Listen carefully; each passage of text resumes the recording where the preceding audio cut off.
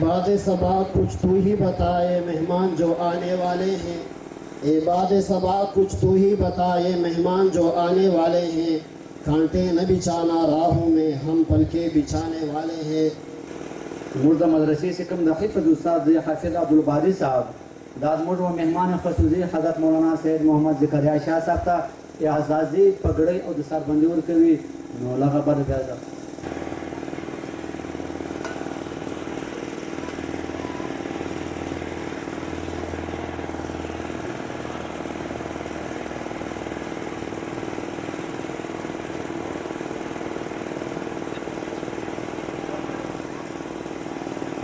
طریقت رہبر شریعت نمونہ اسلاف مرشد رائے حق مجاہد ختم نبوت مخدوم زادہ حضرت مولانا سید محمد زکریا شاہ صاحب دام اقبالہ کو دعوت خطاب دے رہا ہوں کہ وہ اسٹیج پر تشریف لا کر اور اپنے زرین و بہترین خیالات کا اظہار فرمائیں۔ تشریف لا رہے ہیں مخدوم زادہ حضرت مولانا سید محمد زکریا شاہ صاحب زیدہ مجدود۔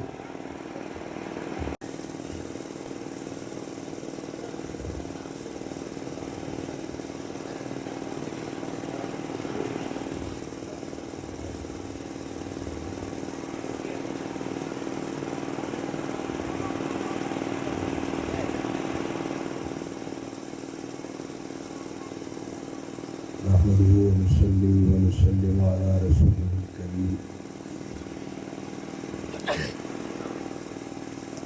اما بعد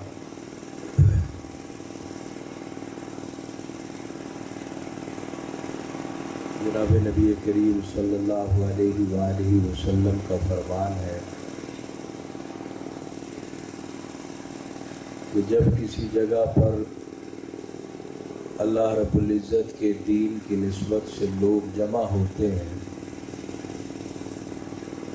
تو اللہ پاک اس مجلس کے ختم ہونے سے پہلے پہلے سب کی بخشش کا فیصلہ فرما دیتے ہیں۔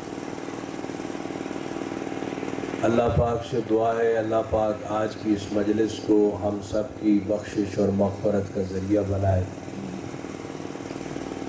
اور علماء کرام نے جو باتیں ارشاد فرمائی ہیں اللہ پاک اس پر ہمیں عمل کرنے کی توفیق عطا فرمائے۔ میرے محترم ساتھیوں، ہم آج ایک دینی مدرسے کی تقریب میں جمع ہیں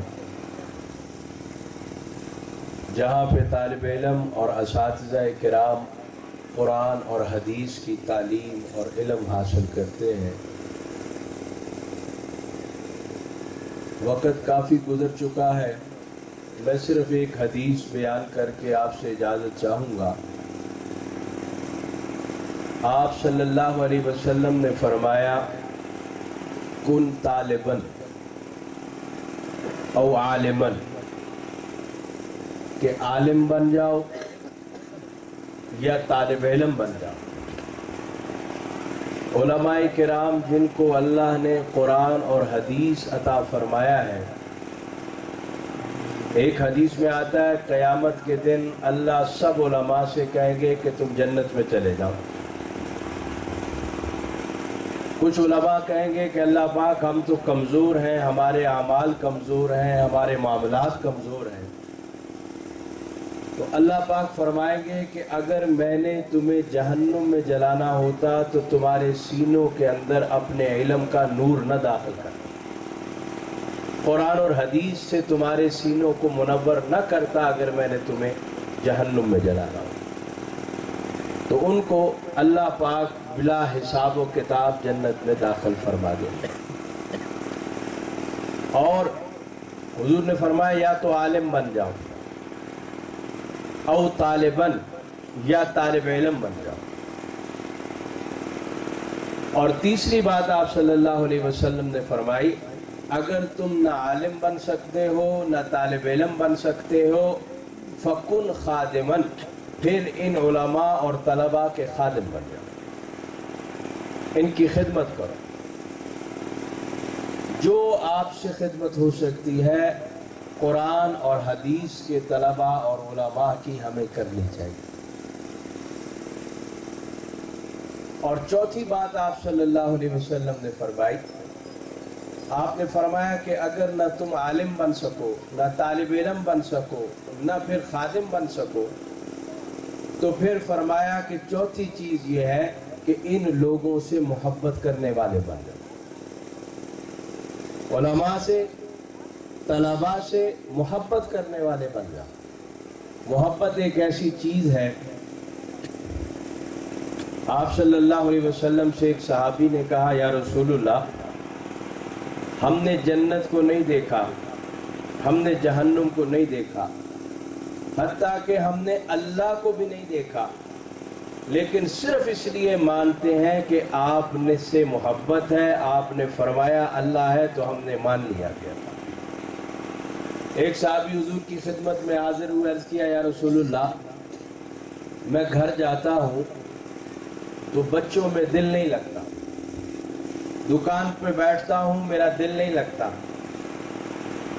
جب تک کہ واپس آ کر آپ صلی اللہ علیہ وسلم کے چہرہ انور کی میں زیارت نہیں کرتا، میرا دل خوش نہیں ہوتا، پریشان رہتا۔ حضور نے فرمایا، حدیث میں آتا ہے کہ قیامت کے دن آدمی اسی کے ساتھ ہوگا جس سے دنیا میں محبت کرتا ہو۔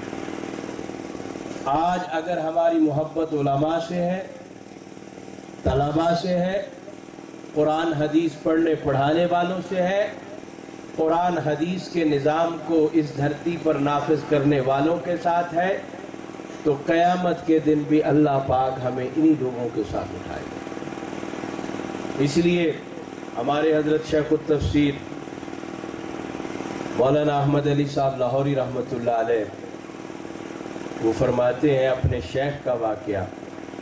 حضرت لاہوری کے شیخ تھے حضرت اقدس خلیفہ غلام محمد صاحب دین پوری رحمۃ اللہ علیہ، اور حضرت مولانا احمد علی لاہوری رحمۃ اللہ علیہ وہ ہستی ہیں جو بیک وقت ولی اللہ بھی تھے، شیخ التفسیر بھی تھے، مجاہد بھی تھے، اور انگریز سامراج کے خلاف شیخ الہند مولانا محمود حسن دیوبندی رحمۃ اللہ علیہ کی جماعت کے سرگرم قائد بھی تھے۔